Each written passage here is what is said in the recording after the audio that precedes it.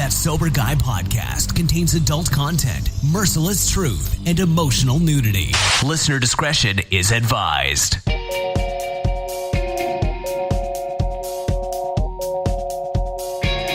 Yo, what's up? Thank you for tuning in today. Thanks to Humans for bringing us in. Thanks to you for supporting the show. I am Shane Raymer, and you're listening to That Sober Guy podcast, and we help people stay sober. We're coming to you live in San Diego at the Innovations in Recovery Conference. This episode, we're talking with my good friend, Jaana Woodbury from Anchored Tides Recovery. Jaana's here. We're going to chat about, we're going to talk a little bit about CBD today. I know that. That's going to be fun. Right off the bat, right? And we're going to talk about being a parent in recovery. Jaana's going to share a little bit of her story. So we're going to have a good time. And before we do that, be sure to check us out at thatsoberguy.com. You can also connect with us on Instagram. Go to @realthatsoberguy or on Twitter @Shane Raymer. I still have no clue how to use Twitter, but I do have an account there, so I'll do my best if you hit me up on there. Yeah, and I mentioned too, we're at the Innovations in Recovery Conference. So, I've had people say, what the hell is that? And really, it's everything new in behavioral health care. So we come out here, we're going to talk to a lot of good people, both in recovery, some are in the treatment industry, and a lot of people are recovery advocates too. So we're here to help inform you on what's going on in the recovery community and the industry, and of course have some fun at the same time. So if you want some more information about Foundation's events, like this one, Innovations in Recovery, Moments of Change, you can go to foundationsevents.com, and there'll be plenty of info for the next upcoming events on there. Last, finding the right treatment option for addiction and mental health illnesses can be tough. That's why we've continued to partner with Foundations Recovery Network. They stay true to their mission. They hold high ethical standards. They also provide treatment in a nationwide network of residential and outpatient programs. So no matter where you're at, there's someplace that they can connect you with to get some help. If you or a loved one needs help, you can go to foundationshelp.com/soberguy, or you can call 833-81-SOBER. That's 833-81-SOBER. And you can talk with an admissions coordinator about treatment options. You can ask any questions and get some info. I promise you'll be well taken care of. Once again, that's 833-81-SOBER.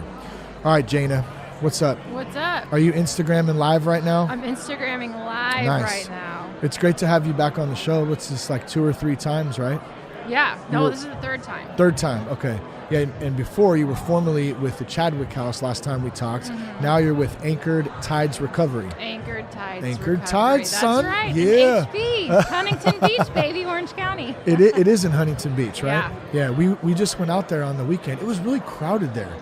And like we did the whole tourist thing like downtown. It's spring break. Oh, I see. For some of the schools right now. Got it. We ate at the Sugar Cafe. Sugar Shack Cafe? I don't know, something that was right on the... Water. Right by the water. Probably all where the tourists go, like me. Yeah. That's why it was so crowded. That's why it was so crowded. All I needed was a satchel and a camera around my neck, and I would have fit in perfect. Yeah.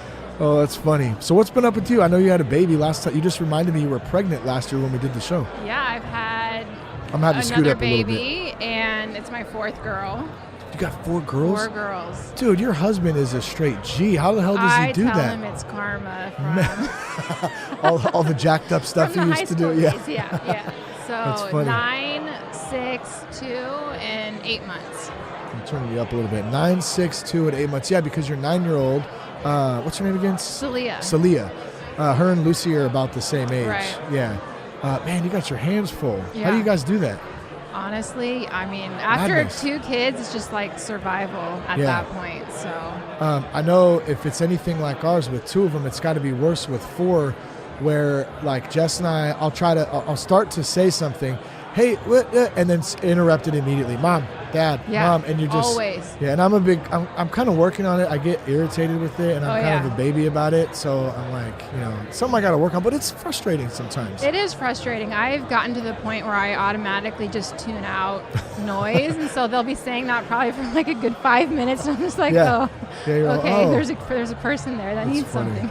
Yeah, you got to take it like a little bit at a time, and it's funny, like being a parent.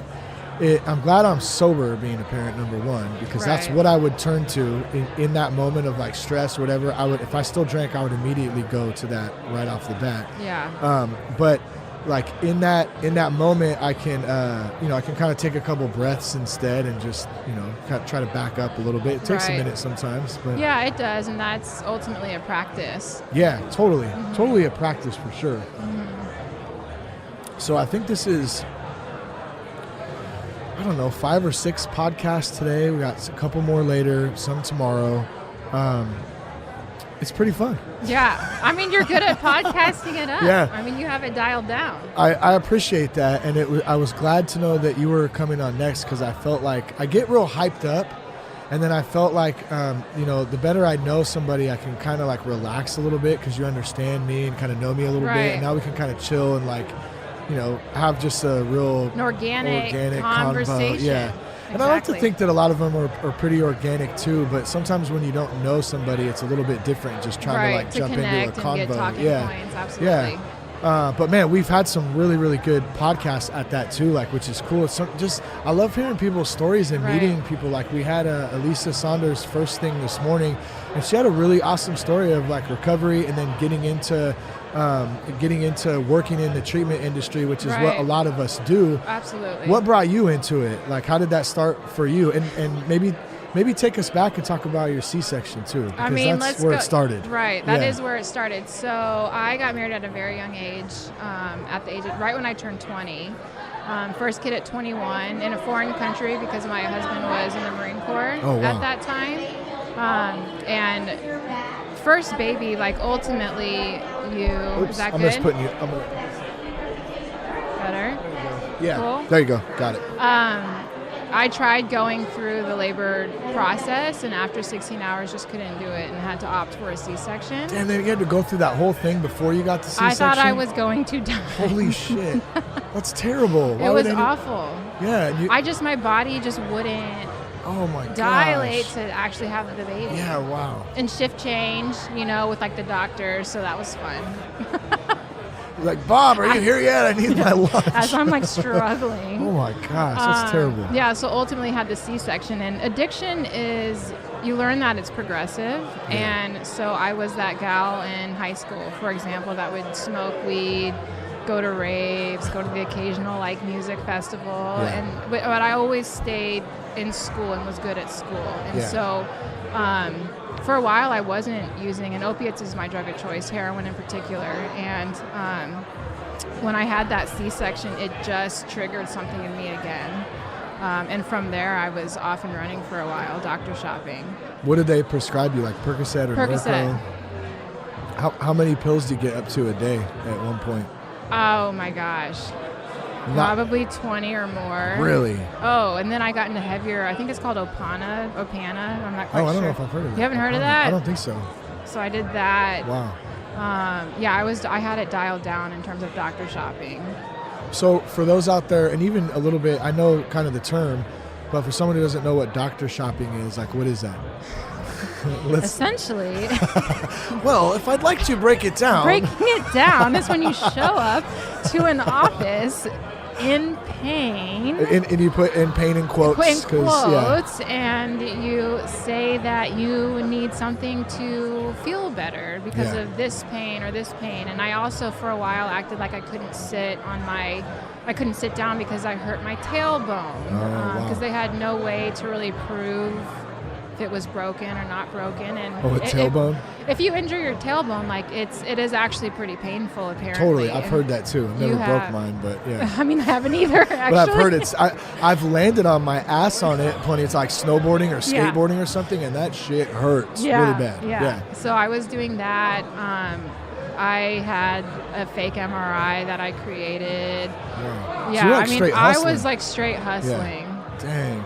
Yeah, and so you go to multiple doctors and then doctors, and I eventually got flagged in the system. Like, I'll never forget how embarrassed I was. I was at a doctor's office, and this lady came in and opened up my file and then highlighted every single prescription that I had gotten in the past few months, and I'm telling you, this white paper was basically yellow. Damn. And she sent me away, and in that moment, so she kind of called you out in that big moment. time, yeah. like huge. Wow.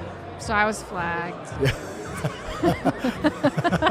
I was flagged in the office. Flagged in the system. My nurse Rebecca. But it's tricky because the emotions that go with that, it's like when you're in the thick of addiction, like I was upset that I got called out, but I was more upset, and it was coming from a place of fear of just not knowing what I was going to do next.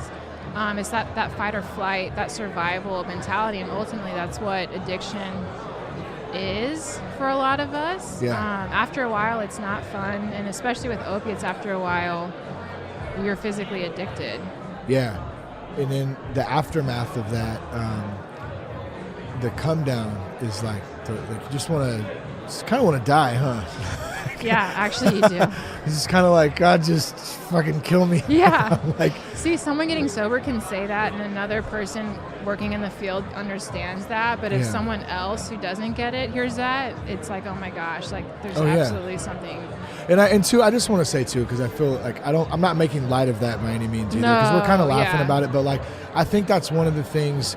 You know, we deal with a lot of different people, personalities, people going through shit in this, community of recovery. And so I've always found that, like, if I can't find a way to, like, kind of laugh about stuff, it can really, like, destroy you if you just take shit so serious all the time. And so, I don't know. I just want to say that so it's not like I'm being a dick or anything. Yeah, no, I totally understand that. And it is a hard place to be, ultimately, is that feeling of just hopelessness. And the good news is that a lot of people that have gotten sober or are sober, that's where it starts, is that place of desperation. And I mean, we're joking about it, but there are some things that you can say, I think, in like a group of recovery people, and we get it. Totally get it, yeah. Yep. Like, I remember I was with a couple people, I think this was my first year sober, and this gal was newly getting sober, and her drug of choice was opiates. And she was like, I haven't gone to the bathroom in like weeks. And we're all like dying, laughing, because it's like, we get it. Like, we know need some why. Malox. Yeah. You need some fiber. Yeah.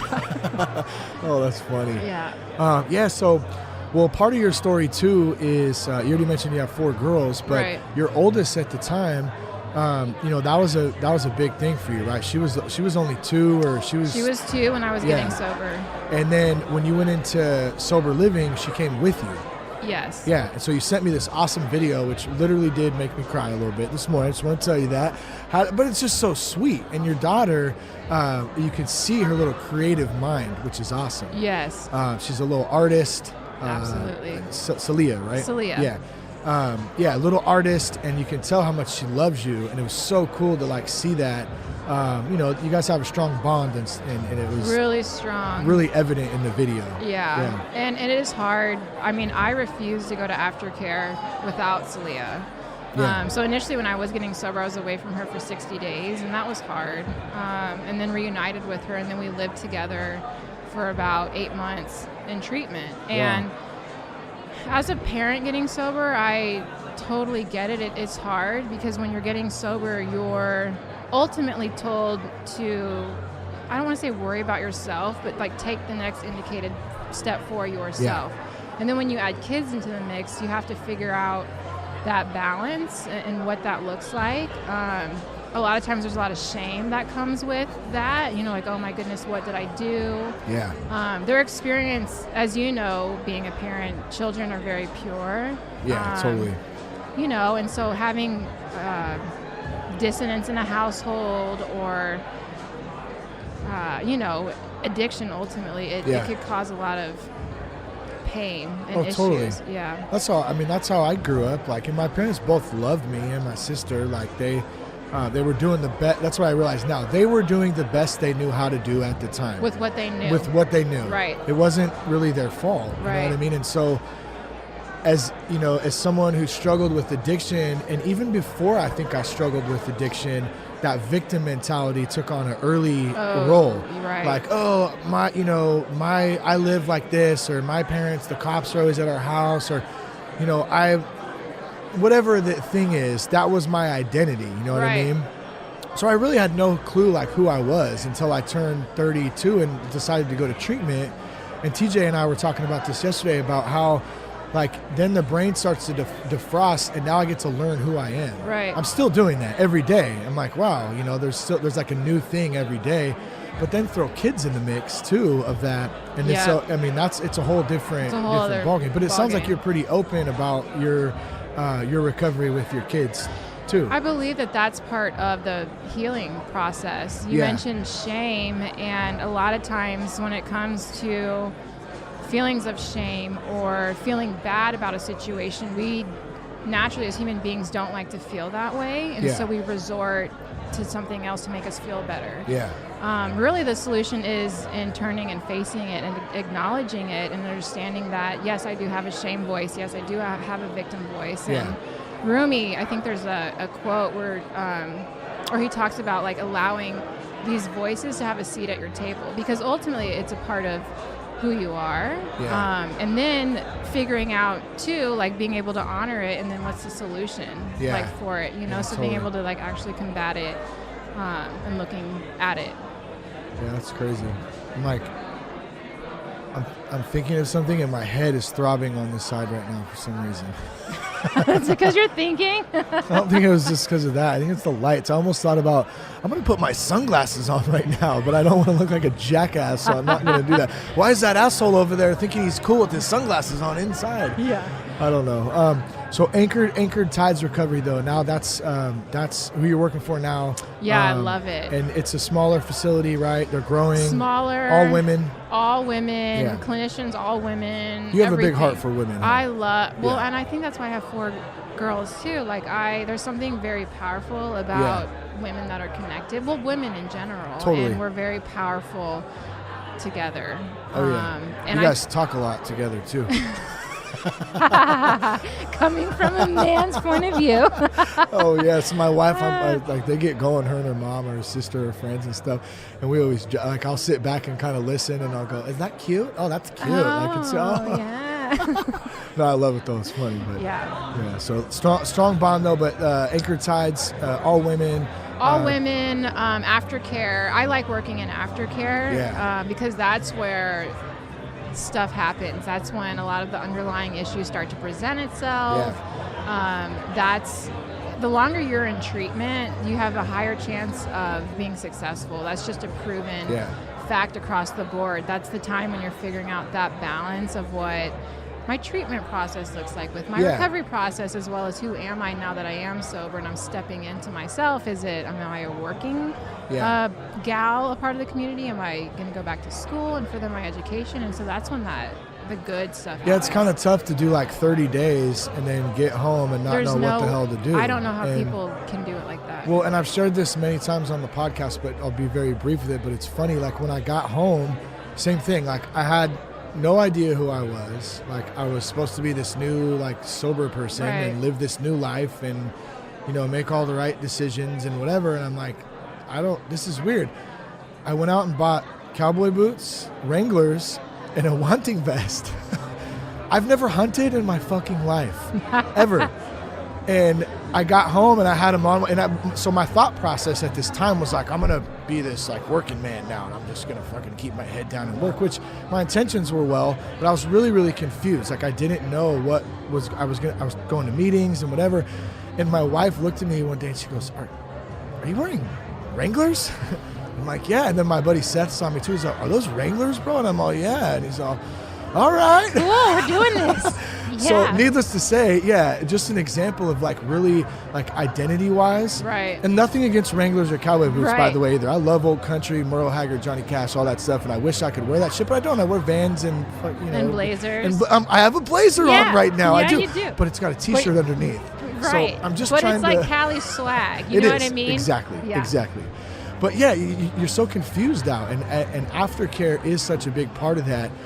Do you get to see a lot of the women come out too? So they're dealing with the recovery programs. I think a cool part of it is like learning who they are and what they're passionate and purposeful. Like, what do they want to do now? Like, it's kind of what you were saying, right? Am I going to be part of the community? Like, it's pretty cool. It takes time because again, aftercare is when a lot of those underlying issues start to present itself. And so we have the clinical components of being able to look at an eating disorder, as well as the trauma piece. Because typically it depends on the clinician, but on average about 60, 90 days, 4 months is when a clinician will start to tap into that trauma. And trauma stores itself and it impacts our ability to engage on all levels. And so getting to, witness that work. And the lights ultimately come on in their eyes, typically in aftercare. That's why I love it. How is building trust a big part of that? I mean, I would imagine that's got to be a huge to be able to have somebody voluntarily start to talk about that stuff without feeling like they're pressured or somebody's trying to fix them. I think that's a big thing. Like, I'm not here to fix you. Like, I just. I'm here to help guide and, be an advocate for you in a sense. Right, and that usually starts immediately in the admissions process. So I'm the point of contact. I do the admissions and the marketing. But in terms of the admissions, like, connecting with that woman is what I want to do. Sharing my story and just letting them know that I've been exactly where you're at, and that there's something very comforting in knowing that. And I get excited if they're flying, from outside of California. I get so excited that they've committed to give themselves space. They're giving themselves permission to foster that space and that healing, because a lot of times it's not always there. So you're talking about somebody, say they come from Texas or something, they want to come out to California, get out of that environment. You don't take them to the Sugar Shack, though, on Huntington Boulevard, right? I haven't yet, because I have no idea what that is. I don't know why I keep saying that. The food was good. But, they're getting out of their environment, getting away from probably a lot of the people. Old people, places, and things, things that are triggering. Their old stomping grounds. It's hard to get sober in that. Do you see that? There's that old saying I always think about. It's like, wherever I go, there I am. Yep. So how do you kind of deal with the geographic? I tried we hear doing that. Yeah, it doesn't work. No. I tried it too. Yeah, it didn't work. For sure. I went to Japan, and that's wow, you went really far. I just came. Yeah. And that's where my using ended up again. Really? Yeah. So it only got worse in a sense. And then I went to North Carolina, and it just got way worse. What'd you go there for? So Sam being in the Marine Corps. Yeah. So we were. There's a base there. There's a Camp Lejeune. Okay. Yeah. And then ultimately that's when I shifted from pain pills to heroin. Damn. Street. Opiate. Heroin. Man, I never did heroin. Good. You know what? I don't recommend it. You don't think I should try it? No. Maybe just give it a shot? No. Yeah, I never did it. I did a lot of cocaine. And then, it's funny because I would say, well, I only do cocaine when I drink. And then I had to think about it for a minute. Well, wait, I fucking drink every day. So, I drink a lot, so I need cocaine to sober up a little bit. Yeah, exactly. Yeah. And then weed was like, that was just like normal. We didn't get high, we stayed high. Like, I mowed the lawn, like I'd wake up and that was the first thing I did and went to work, and like I just normally functioning pothead, but never did heroin at all. Yeah. That's good. Yeah, that's good. Thank you. I'm proud of you for that. What is how long did that go for you for the actual heroin from? I want to say it was probably 5 or 6 months, and it took me to my knees. Like, really? My whole saying, which I look back at it and think it's completely insane, but I always said no needles, no addiction, as I'm addicted to all these things. Damn. And so I progressed from popping pills to snorting them, and then ultimately the IV use as well, and it just annihilated me. I was selling things I shouldn't have been selling. I was not a good I was a great person deep down, but I was just chained by addiction, just trying to make it. And I found a lot of purpose also, and because me and my husband were using together, and so I found this purpose in being like, I can figure it out. I got this. And it's really codependent and terrible place to be. Did you see the short documentary Heroin by Elaine? Yeah, she was here. They showed it on Monday night, I think. Right. I actually was trying to touch base with her because I know they're looking for somebody to do another documentary. Oh, really? A parent, and then the child around Salea's age. And I'm like, really? Yo. Oh, she was here. You should holler at her for sure. I hollered. Yeah, you online. holler. Oh, you did? Oh, yeah. I was like, hey. Did she get back to you at all? I just literally sent it right before this podcast. Good. I hope that works out because the video was really cool. And she taught, I saw, Recovery Unscripted, Foundations podcast with David was really cool. What they did is when Elaine came up, so they showed the movie Monday night, and then the first thing yesterday morning, they did like a live podcast interview with her in the main crown room, which was really cool. Right. Yeah, they did a great job. David did a really, really good job interviewing her, and she was awesome too, because what she did, she talked about the film, obviously, but then she also just talked about the community because she's from that area in Huntington and West Virginia. But anyways, the reason I bring that up is that there was a part in there where one of the girls, I can't remember the lady's name in there, but basically she had this thing called brown bag something. She went around and she handed out food to women on the street, right, that were either addicted, their prostitution, all that stuff. It was like she would try to get them into drug court, get them in a rehab treatment center. And she picked up one of the girls and she had asked her at some point, what does it feel like to get high on heroin? Like, what is so good about it? What does that feel like to you? And the lady who does the brown bag thing, she's what I got was a devout Christian, really connected with God. And the girl told her, the only way I know how to describe it to you would be if you met Jesus face to face. That's how I would describe heroin, what it does to me. Yeah, and I was like, whoa, that's pretty intense right there. The only way I ever described like ecstasy or anything was like you won the lottery, and then once it wears off, you feel like you lost it all. Yeah, and you feel fucking miserable. Yeah. But I mean, is that a good description? Like something? Because like I said, I never did heroin. But when you do heroin, it releases the same chemical that's released when a mother is breastfeeding her child. So I think it's oxytocin. I never heard that. Oh wow. I want to say it's oxytocin. Yeah. I could totally be wrong about that. It's something tocin. Yeah, something tocin. It's a big word. Yeah, and so it invites like this attachment and that warm feeling. Yeah. And for some people, that's what they've been waiting for. Totally. You know, so feeling that's complete. Yeah. You know? I mean, it is a chemical deal. Like there is a lot that goes into addiction. Yeah. Well, I do remember the pills, though, because I took plenty of those, but just never straight heroin. So I guess it's somewhat of the same effect, like just... Well, yeah, the way it binds to your opiate receptors. Yeah, even so like crazy. if you do Suboxone, for example, which, I mean, there's a big push for medication-assisted treatment now, Matt. I've been hearing a lot about that, Yeah, too. so it binds to the same receptors, the Suboxone. To kind of block them out. To block it, but also what people don't realize as well is there's also a withdrawal from that. After they come off of it. Potentially. Yeah. And so I remember I tried doing Suboxone to get clean, like 8 years ago. And I remember asking the doctor, like, why should I take this? Like, I want to get off of it. And his response was pretty powerful. He was like, some people will die. Like, every time they go out, they literally overdose, and this is just what... And I know people that have been successful, and they've been on it for 5 years. It just is what it is. And so encouraging the treatment community, everyone to be open-minded. Everyone has their own, opinion and path, but this is, a life. How did you, or do you have any thoughts or experience with, like, Narcan or any of the...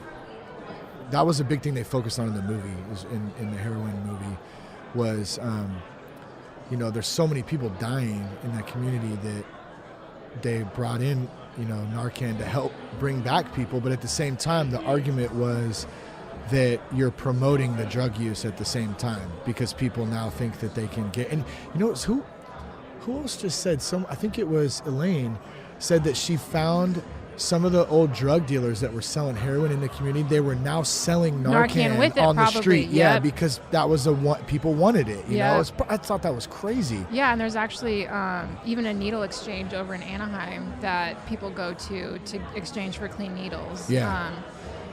I think this is like uncharted territory for us. I know like one of the government's solutions was to provide Narcan to be readily available.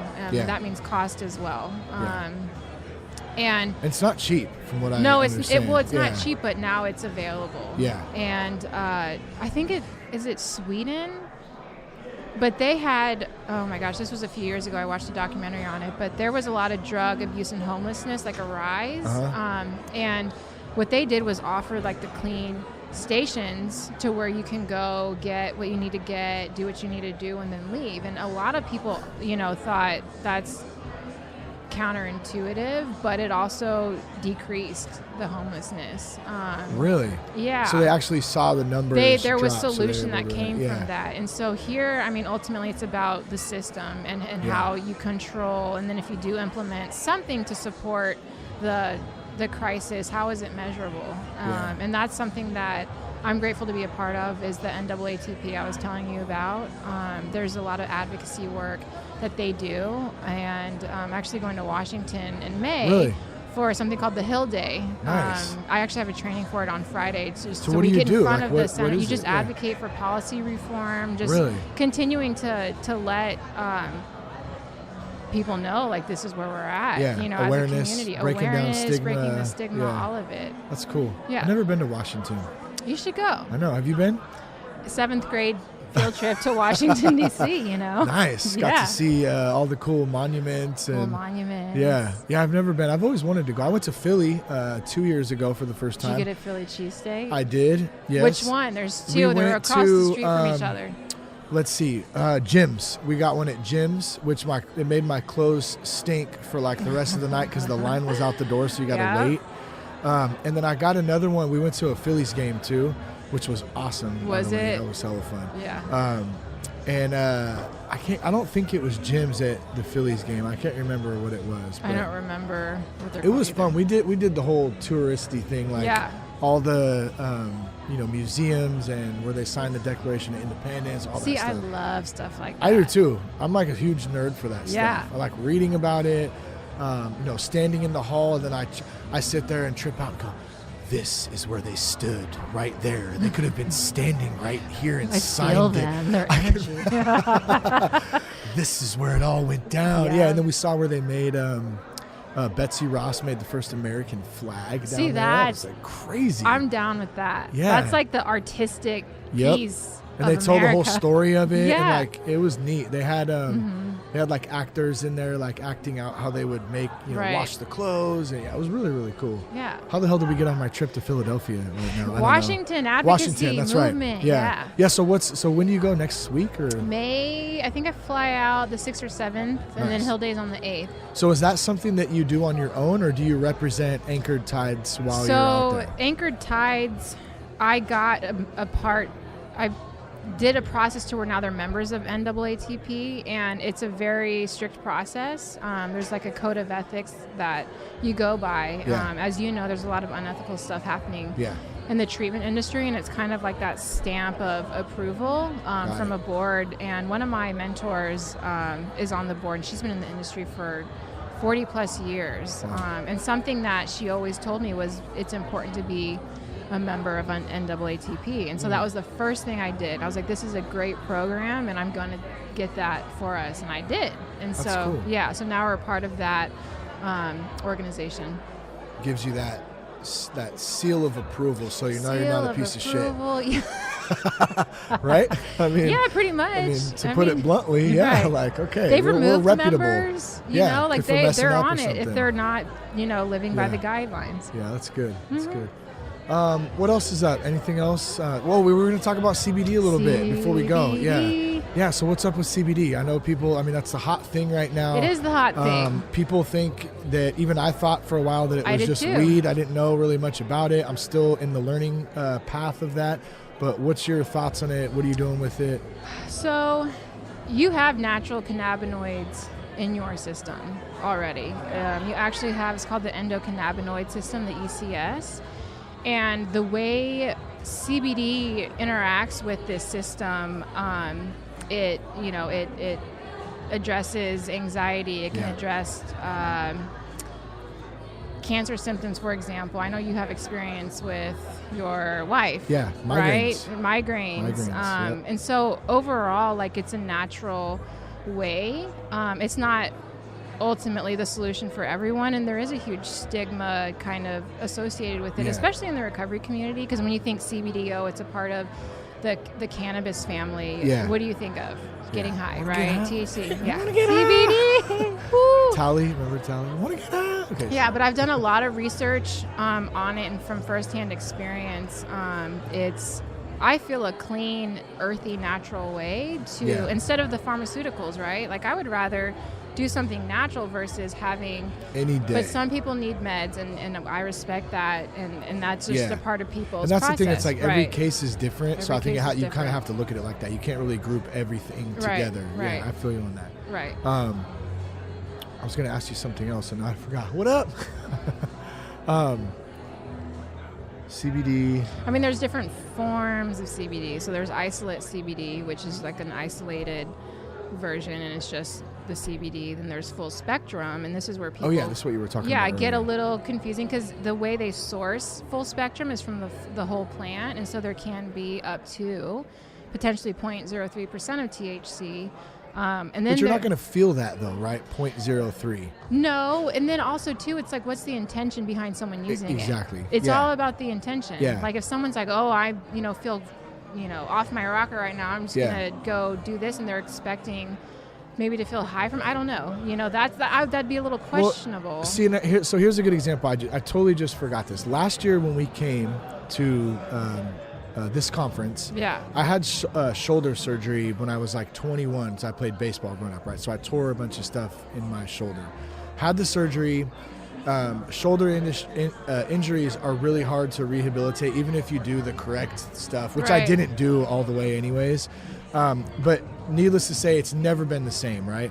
And occasionally it will flare up into really bad pain. And last year on our way to the conference, actually a couple days before, I don't know what happened in there, if I tweaked it or something, but it hurt so bad that I literally couldn't sleep at night. And I have a pretty, I think I'm pretty damn tough, right? I got a high pain tolerance, but I think I do, right? Like, I don't usually whine about stuff too much, but this shit hurt really fucking bad. Yeah. And, it was affecting my sleep, whatever. So, when we got down here, we got a CBD roll-on. Yes. And it helped big time. Yep. It helped big time. And I didn't want to take any opiate stuff. I'm not going to take that stuff.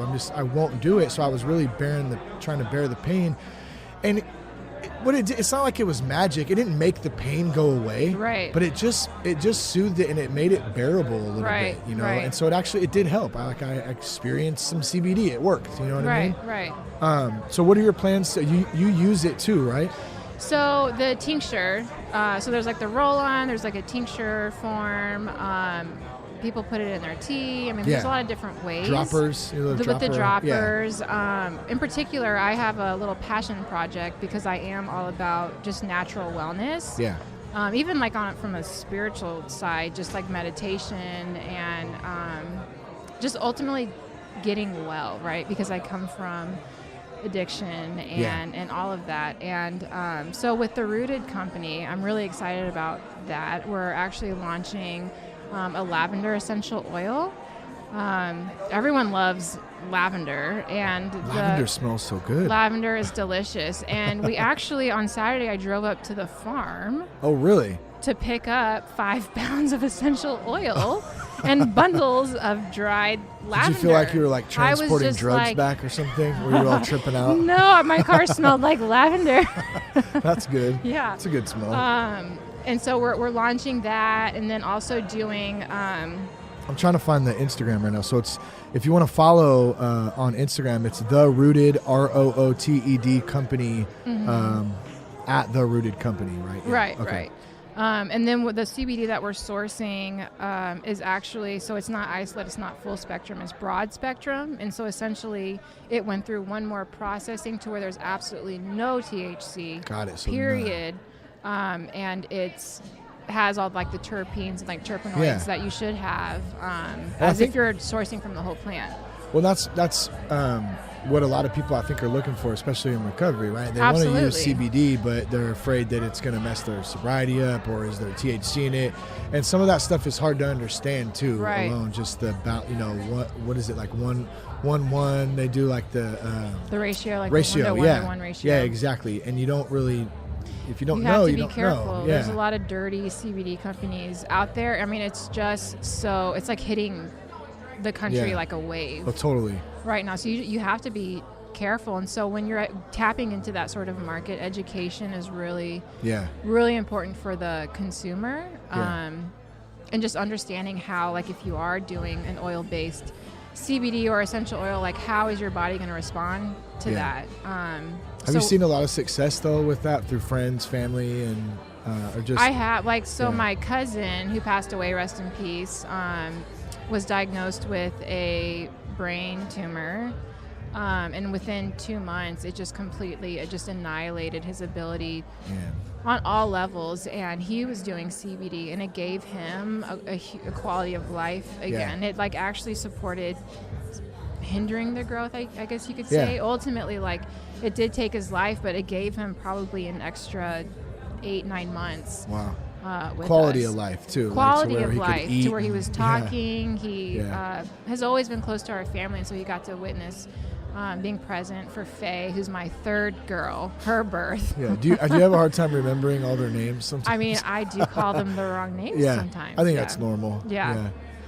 So the CBD with us, you mentioned it a minute ago with Jess, is that, you know, she got migraines after she had the kids, and you know, she would be prescribed Percocet or whatever, and man, it's just like it would make her feel terrible, and it actually wouldn't even help the migraines a lot of the time. It would just make her like really feel like tired, shit. Yeah, right. Tired, loopy, sick. Yeah, I remember her throwing up a lot. And as soon as she started using CBD in the last year, now when she feels the migraine coming on, if she takes some of that, it alleviates it, and it basically chills it. It might not make it fully go away, but it makes it manageable to where it's not this excruciating thing where she's out for multiple days. So it's been really cool to see that it actually works. Right. And there's different, it's also important to understand there's different species of cannabis, right? There's marijuana, which is heavy with the THC component, and then there's hemp, which is not. You know, hemp from the plant a long time ago was a huge resource for us. Yep. But then it got taken over. Well, it got banned. I know. There was I think cotton came in. That's what it was. I'm serious. The cotton industry came in and was like, "Fuck you guys. We're making all the money. We're gonna go with cotton." Yeah. I don't know what the monopoly. I try to act like sometimes. It was a monopoly though. Yes. Yeah. I don't know. I'm kind of hungry. Are you hungry? Yeah, I'm hungry. I think we're gonna go eat some lunch here in a minute. Well, I appreciate you coming on today and talking and sharing a little bit. Anything else you want to plug or talk about or anything before we get going? I mean, where can folks reach out to you if they want to? So I have a blog. It's rootedmom.com, and essentially it's for women and just like a natural path. So I talk about organic options, just how to live like a clean, non-toxic lifestyle. That's kind of what got me into the realm of essential oils and whatever works, right? And that's pretty much it. I feel it's crazy. This is the third podcast with you, right? And it's like as I look back each year, I've been like in a different season in my life. I've had babies, transition jobs, and now launching my own thing. So it's just like a testament to like continuing to take the next indicated step no matter what, you know. Good for you. Congrats on that too. That's a really good point, I think, to end with too. It's like we don't know where this path is really taking us, but if we don't trip on expectations and like trying to force everything to happen, we just kind of go with the flow, and we do the next right thing, stay sober, like everything will fall into place, you know, after a while. Good for you. That's awesome. So thank you. It's www.rootedmom.com, right? Yep. Okay, cool. I'll put that in the show notes. I gave out the Instagram one more time. That was at the Rooted Company. Is that the?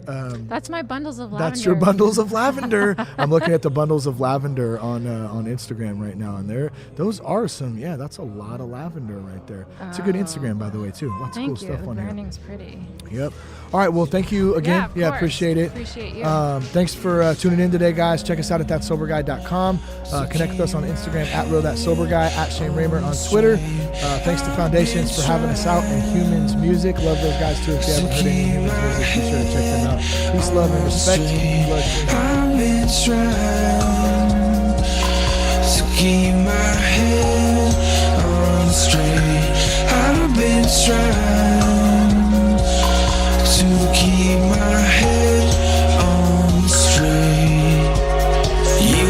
still say that I don't know anything about you. Oh, I don't know anything about you, but I know what you do in the back room. And you still say that I don't know anything about you. Oh, I don't know anything about you, but I know what you do in the back room.